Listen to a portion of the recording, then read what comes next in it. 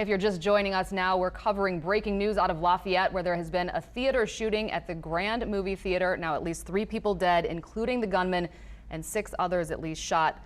The injuries ranging from critical to non-life threatening. And we did hear from Governor Jindal. He has arrived there in Lafayette. Now they're saying that there were at least 100 people inside that theater, and they are interviewing all of those folks. So this investigation will take some time. But from what police said, they were able to respond very quickly. Absolutely. Police said 4 officers actually confronted the shooter in the theater. So we'll see as the details come out, if they were able to actually stop this from going further than it did. And to recap our breaking news out of Lafayette, there has been a shooting at the Grand Theater there. At this point, we know that 3 people, including the shooter, are dead, and at least 6 others have been shot.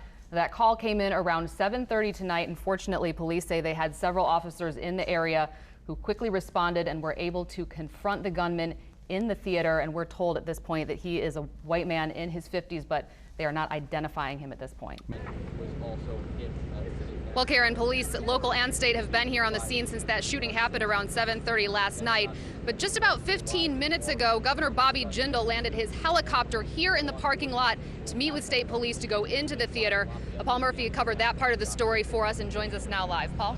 Natalie. Well, and Paul, I'm sure you've been seeing this today, but there's really been a strong response here from the community of Lafayette and a big outpouring of love for the 2 women who were killed in last night's theater shooting.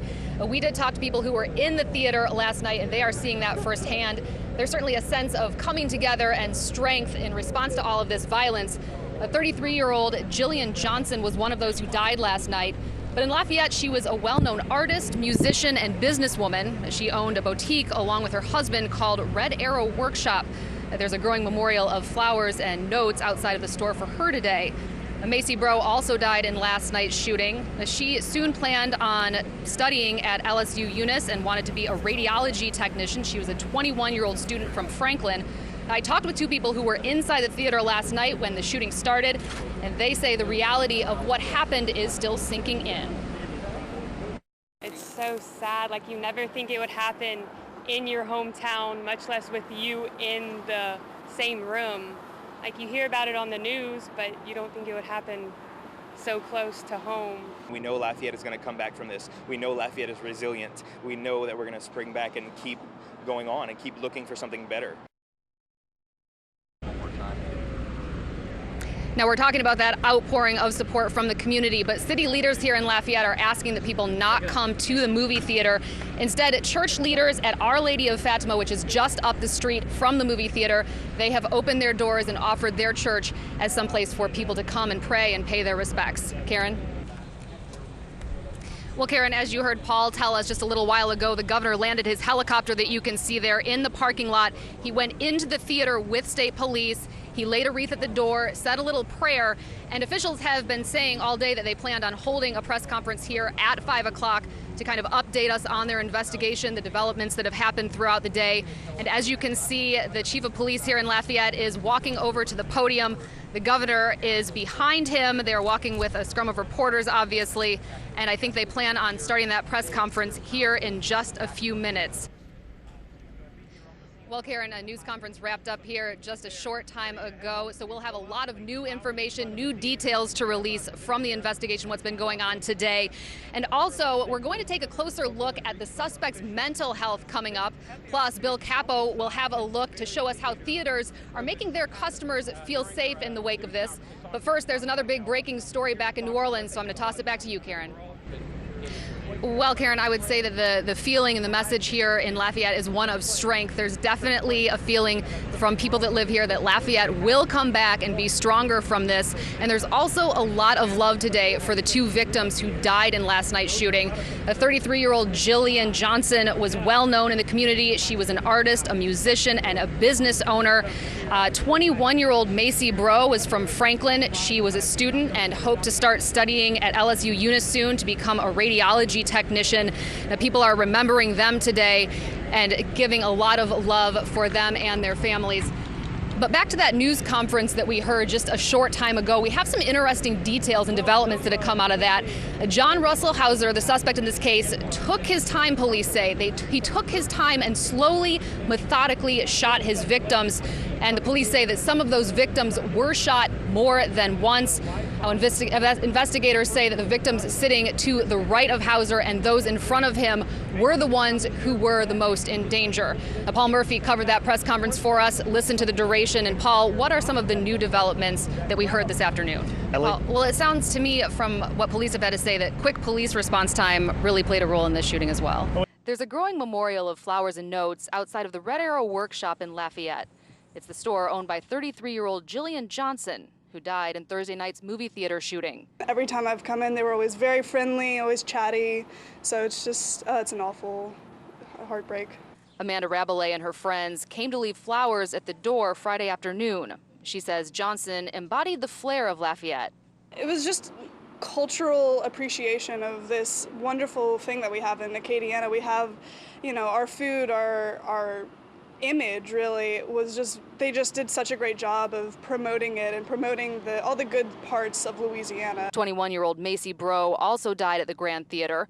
She grew up about an hour away from Lafayette in Franklin, where she was a cheerleader and carnival queen at Hanson Memorial High School. She was studying to become a radiology technician at LSU Eunice. You could never imagine what it's like to have everyone run for their lives. I can't put that into words. The air was so thick and so heavy.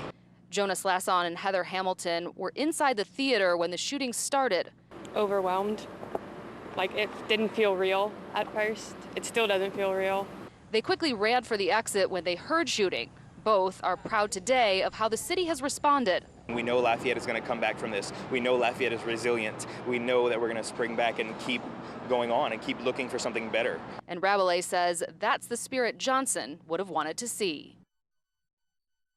Just you.